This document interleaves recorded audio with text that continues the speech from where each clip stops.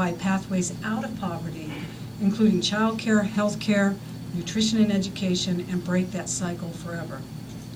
Nevada has fewer public workers per capita than any other state. Demand on services is growing, but the number of public workers is shrinking. Those who remain in public service are working harder in increasingly tense workplaces as they become targets for anti-worker rhetoric. The two states that tax minerals the most, Wyoming and Alaska, also spend the most on their people, nearly $14,000 a year. Nevada spends $3,000 a year. It's the lowest out of all the states, and we have staggering consequences for our people. I've been involved in human services globally and in Nevada for 40 years. Yes, I'm that old. As a Peace Corps volunteer, I watched babies die of malnutrition on an island just 2 hours away by plane from Miami.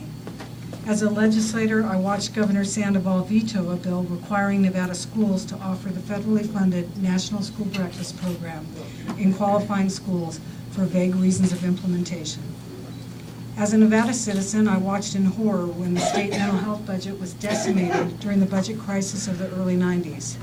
I worked as a community activist and later as a legislator to restore those cuts, only to see more than $80 million cut from those same budgets once again over the last few years, again due to our tax system that favors rich corporations over the needs of our people. In Nevada, our jails and prisons continue to provide more mental health treatment than our state programs. We know what to do about this critical issue. And yet, a basic item, such as a 24-hour urgent care center in Las Vegas, is left to languish this coming session on a list that we call items of special consideration, which really should be subtitled items Nevada really needs but can't afford, because we'd rather subscribe to the myth that zero corporate taxes will bring us prosperity.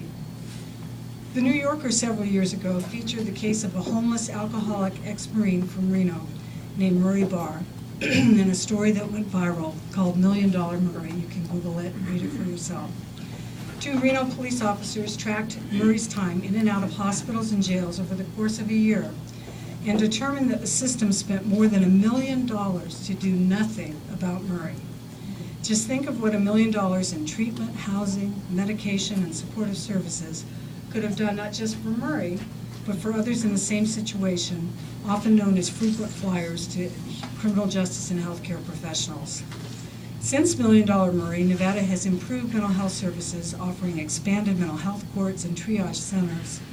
In Reno, we have an innovative program called the MOST Team, which pairs police officers and social workers in vans, and they respond to suicidal situations and other problems downtown. Yet all of these programs were threatened last session with elimination because we didn't have enough money.